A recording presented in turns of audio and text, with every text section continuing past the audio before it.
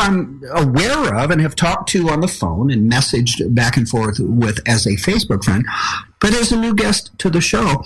And her name is Jodi Adler. Jodi, how are you today? I'm doing well, sir. Thank you so much, Mike. I'm really happy you're on. Listen, let me tell the folks just a little bit about you before we continue. I may have to cut your accomplishments short so that we have time to talk, all right? So anyway, former news anchor, reporter, talk show host, actor, stand-up comic, financial analyst, weight loss counselor, high school teacher, and voiceover actor, and an author, and we're certainly going to talk about at least one of your books. You bounced around a lot. Apparently, you do not know how to keep a job. Oh, I've never been fired. I get bored. Yeah. I get bored out of my mind, and I say, I cannot do this any longer. What should I do? And friends give me suggestions, or I moved when I was doing radio here in LA, and in the booth, everybody's in a booth, and I would be, cracking jokes and doing all sorts of things. And an anchor woman I worked with, she said, "Oh, you should be doing stand-up." So I thought, well, there's an idea I never heard of. So I started doing stand-up here in LA and some other Southern California places, and then stand-up led to an agent who said, we're going to get you a sitcom. Wow. I've seen it because I haven't. And then that led to acting and all sorts of acting classes. And when you're an actor in LA, and you don't want to wait tables, you find something else to do. So I went back to school and got a special ed teaching credential of all things. Did that for quite some time. It's just been, I don't know. I'm lucky, I guess. You're not only lucky, but you did what a lot of people don't do and wish their whole lives that they always had. And I don't want to be cliche and say followed your dreams, but if something interested you, you went after it. You went and did it. And how many people do it?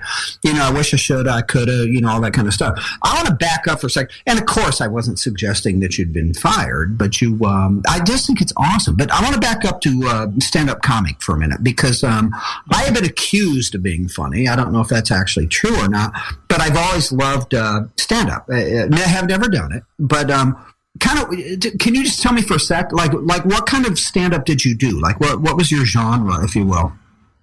Oh, it was kind of naughty girl humor, but not obscene, because I was always afraid, and I was always afraid that you can't really see when you're on stage beyond the first 2 or 3 people because of all the lights. And I was always afraid that my dear parents would show up, to surprise me, to be in the audience, to be supportive, and I would be saying some obscene thing, which I never did. So, I would do things like every decade I'm alive, after my teens, my boobs grew another size, bigger. So in my teens, I was an A. In my 20s, I was a B. In my 30s, a C. 40s, a D. And by the time I'm a grandma, I'm going to have these triple F's out here, and I'm going to have to, and it was physical. I'd have to throw them aside to give my grandbabies a kiss, because we all know grandmas like this, right? Who have these big boobies right in front of them, and I'm a little bit afraid to kiss them sometimes when I was a little kid. So it was girl humor. It was dating humor. And there wasn't really much. I didn't do much political stuff, because that I left to the boys. When you're a female stand-up, there's usually 1, maybe 2 on a bill, unless it's an all-girls night. Right. So I just thought I'd do stuff that, the women and the men who are part of our world, we all know about the big grandmas with the big boobies standing there. And about mine, about what? Age. This is so random. When you said that, as I became a grandma, I'd have to throw them to the side or whatever. Don Rickles one time, he was talking about, he and his wife aging, and he said, when my wife takes her bra off, her forehead hits the bathroom sink.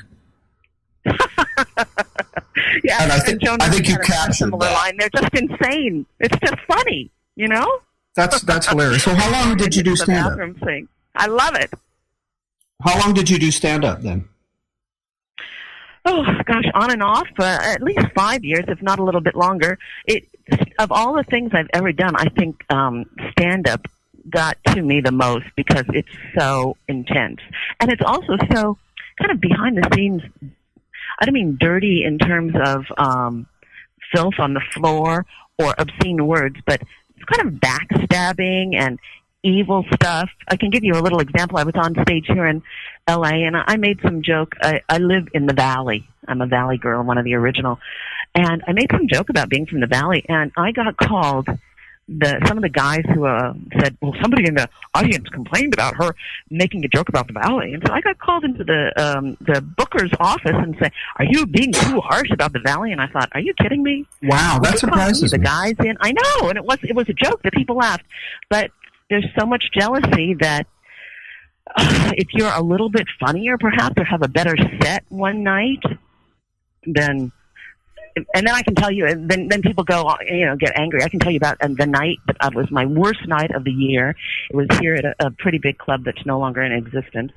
And I was doing some tried and true jokes, and it was like crickets. Nothing happened. And I was like, I have never been so, and I'm not a girl who sweats, but I was like, my brow was, beating up. And I got off stage and I said to someone, what's going on? Well, there had been a bus tour who had come into the club. They had eaten their dinner, they had done their stuff, and all of a sudden they had to get on their bus and get back on their tour, and they had to get back on their tour in the middle of my set. So when I walked on stage, there were 100, 200 people in the audience, and when I left, there were maybe 10. It was like, wow. It was horrifying. It was horrifying. Yeah, but don't stand up, Mike. This is what you do. Get your ideas, and you're political, and people love political humor, and there must be an open mic in your neck of the woods. Go to an open mic and try it out. You're going to have a blast. That has been suggested to me. I think, at the ripe old age of 127, it may be too late for that, but of course I'm being semi-facetious. But that will be one of those, like I said, when I look at everything you've done, because you wanted to do it, that'll be one of mine that I'll look back and say, I wish I'd have tried the stand-up thing. Oh, do it. Yeah. Just one time. Tell me quickly, because I want to move on to, and I really want to talk about Auntie Jodi's Helpful Hints. I think that's an awesome book. But tell me and tell us, this thing about the voiceover actor. I know that's a big business right now, and how'd you get into that, and what did you do there?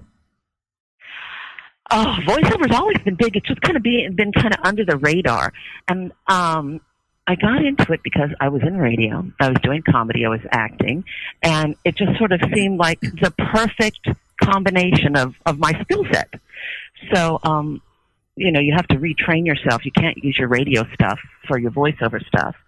So, you go in for more training, and you get yourself a demo, and you get yourself an agent if you're lucky, or you're talented enough, or you have the right connections. And then you start auditioning. The last thing I did was, I'm not allowed to say the product, but it had to do with incontinence. I think we all are on the same page. I think we know. Yeah. Anyway, and then there's all sorts of forms of voiceover. You can do e-learning. You can do audiobooks. You can do animation. There's animation for film and television, and then there's webisodes, and then there's commercials, which we all hear on TV and radio. You'd be surprised. Next time you're watching television, watch the commercials, and you will see pictures and hear voices, and you won't see people. And it's just an unconscious thing we all have gotten used to, and nobody pays attention to. That's a good point. You know what, you mentioned animation and stuff, and I guess maybe what I was thinking about, maybe it's not even voiceover, but the number, and of course it's gone on for a few years, more than a few, but back in the day when we were growing up, you didn't see it so much, but famous actors, actresses being the cartoon characters in the movie. I like that. I know. It used to be, yeah, I'm glad you like it. It doesn't help the rest of us regular old people actors. But yeah, and it's kind of stunt casting, and they're even doing it, I think is it nationwide? Julia Roberts has got a ton of things going on, and there was always James Earl Jones doing a ton of voiceover, but actors, non-voiceover actors, but voiceover actors have to be actors too. They finally wised up and they thought, why am I not doing this? You go into the studio, you're there for an hour, half a day, and then you get, if you're lucky, paid for the rest of your days and you don't have to memorize lines. Doesn't sound like a bad You don't gig. have to be in makeup at 4:30 in the morning. My favorite of all time, my favorite voiceover commercial guy is Sam Elliott. I think that guy, the stuff he does is, I don't know. It's pretty good. So he collects a check and doesn't have to, like you say, do makeup or memorize scripts and right? And yeah, you have to really be lasered in on what you're doing and how you're acting, and all of your character development and all that other stuff. You have to be yourself because you don't have your body and your expressions, your face to convey anything. It's just your voice. Mm-hmm. All right, listen, I want to talk about your latest book. And you guys, this is Auntie Jodi's Helpful Hints. And here's how it's described on Amazon. Sassy, brassy, and classy. Friendly advice on negotiating parties and lunches from everyone's favorite showbiz aunt, delivered tongue-in-cheek, I love tongue-in-cheek, with a glass of champagne. With me, that would have to be a bottle of beer, and a wig. If you like to read on your cell phone at dinner, this book is not for you. Auntie Jodi's advice is fun, upbeat, non-PC, and even, once in a while, serious. See if you can pick out the hints that are meant to be taken literally. Okay, you got me at sassy and brassy. I mean, not to mention non-PC. So just give us, I've obviously looked at it. Tell the listeners, if you will, what it's about. It's about the way those of us who have been trained or just who are naturally nice and polite out in the real world, how we are getting run over left and right. The world doesn't appreciate nice anymore, doesn't appreciate polite anymore.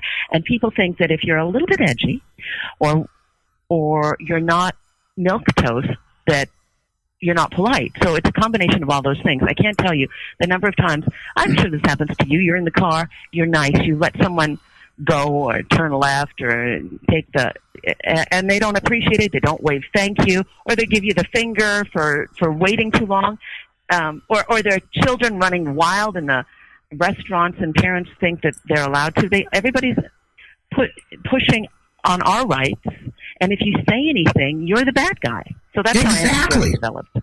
Exactly. And my wife is the antithesis of what you're saying. Like if it's another example, if you're, like you're on an interstate, you're a busy highway out there. Obviously you guys have that all the time.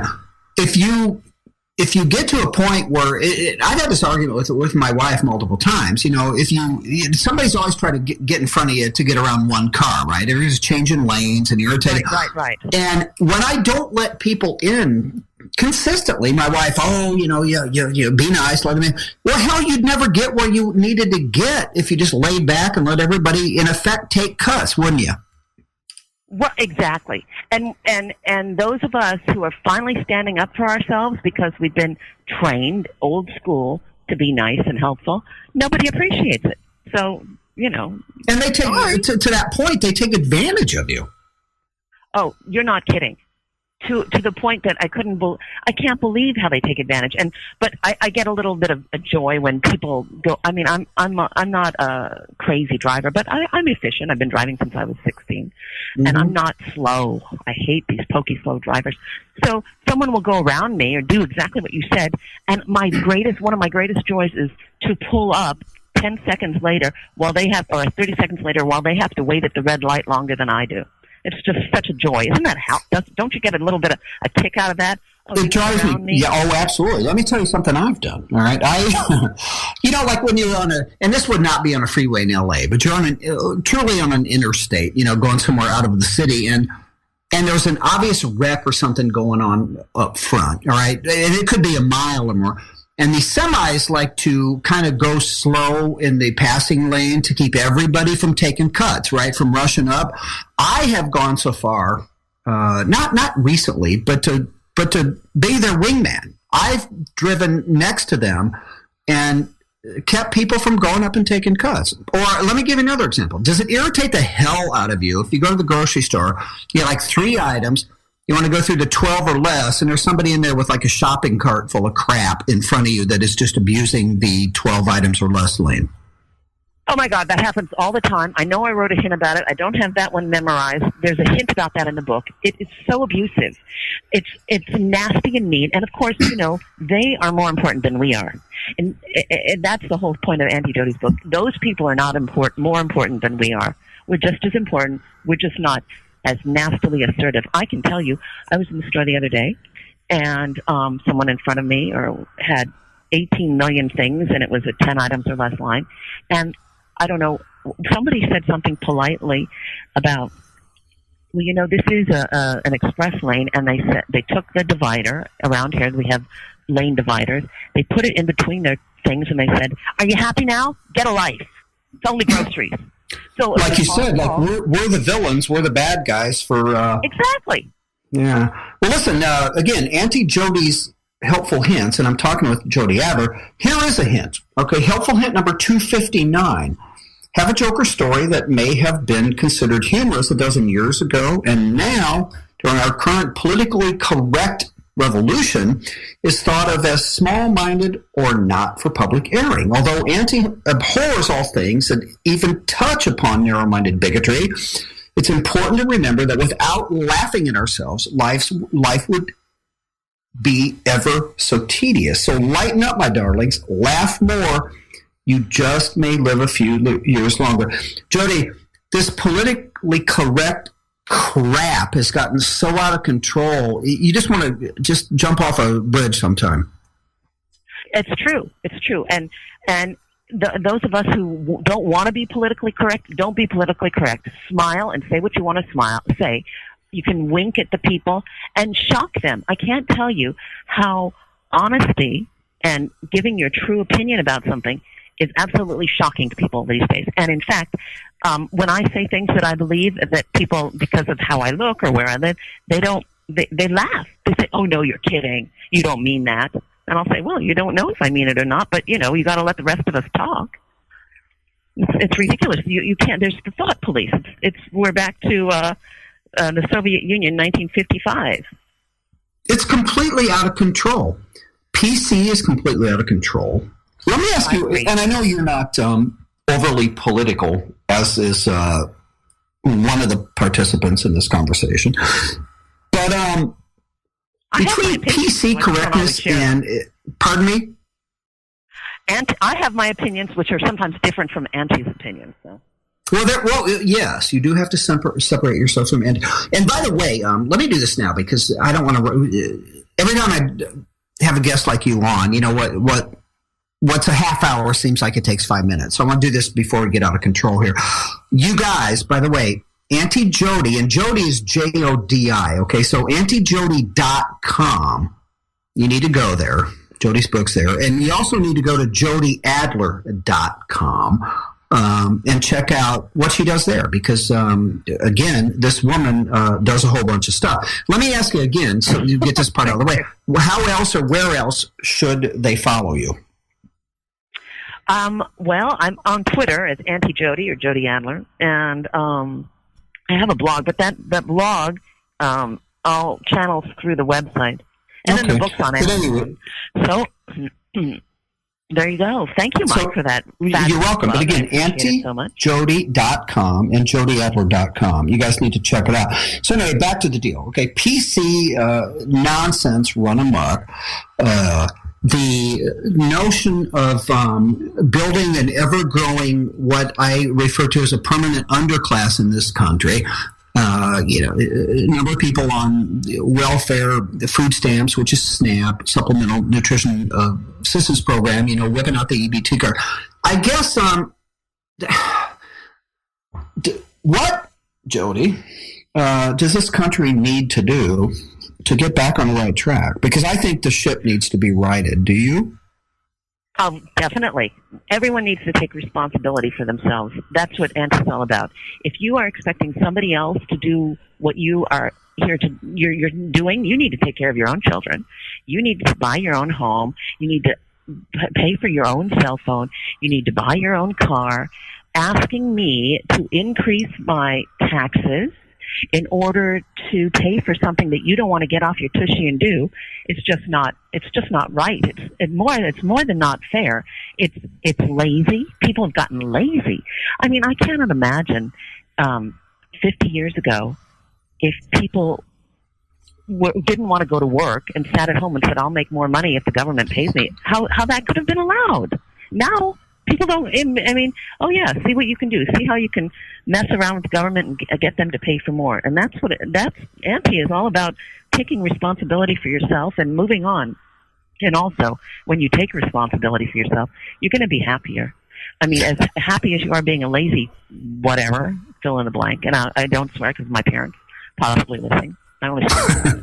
But, and I do. In my car, I have a helpful hint about swearing. I'm digressing. But anyway. Share that with me. Because, no, I want to hear the helpful hint about I don't swearing. have it memorized, but here it is. You need to know Morse code for the four-letter word that begins with the F, because I'm tired of people giving fingers and doing things and me not responding. It's like, why are you doing that to me?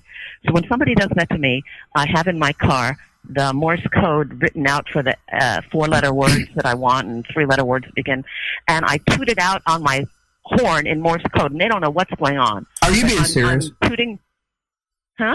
You're being serious, aren't you? I'm serious. That is hilarious. Well, you have to. How am I going to respond? And it's not that I'm a Miss Pris lady. I mean, I want to be a lady. I like when men open doors for me. I appreciate that. Men are afraid to be men, too. Auntie's all about men being gentlemen, women being ladies, but you can still be opinionated and sassy, but you can still be polite. And people are confused. So can you paraphrase for me? Like, again, you have advice for men as well, helpful hints for men. Anything pop into your mind that you could paraphrase in terms of helping us hopeless people out? You're not hopeless. Here, well, you'll like this one. I have a couple, but all right. So here, this is number 184 in case it matters. But anyway, it's always fun to get an unexpected gift, and a thoughtful, anonymous present to someone who actually needs something can be kind and caring. Know someone full of hot air? Tastefully wrap up a bottle of Vino and send it overnight express. Remember, it is immature to always need recognition for good deeds, so do not worry about getting a thank you note. I mean, that is based, in fact, when I worked in radio with all these people, not you, who thought they were so fabulous, they were full of hot air, so I sent somebody a gift, and they tried to figure out who it was from. And they never did, and I left the station laughing to myself. Hey, listen, I mean, do you think, not all guys, I hate but guys to whom this applies, do you think guys suck on purpose, or can we just not help it? No, I don't think men suck on purpose at all. I think that men and women, we all need training. And if our parents don't train us and our spouses don't help us, then we all go back to the wild. You even look at elephants. Have you ever seen how male elephants train the teenage males to be men? I have not. Oh, it's fascinating. A little bit fascinated with some animal behaviors in the wild. It's really interesting. If you just go Google a YouTube video of adult male elephants training the young males. Men aren't being trained, women aren't being trained, and when there is a trained man around, it's a little bit shocking. I was at Starbucks yesterday, and I was having a little mini meeting with a friend, and I dropped my keys. And he's a gentleman. I had just met him. We were discussing a project. He bent down and he picked up my keys. He said, "No, I'll do it." And it's like, thank you. That's cool, and you were not offended because you're not a left-wing feminist. Listen, we got like 30 seconds to go. I can't even believe it. You got to come back. Okay. Would love it. Game. I love talking to you. I as well. Again, Jodi Adler here, you guys. AuntieJodi.com and JodiAdler.com. It's been a joy. It's fun sometimes not to talk politics, but the stuff you talk about is transferable into everything we do, society and politics. Listen, this is a Mike Miller Show. TruthBeToldMedia.com, Daily Paul Radio. Don't go away. We'll be right back. Thanks, Jodi.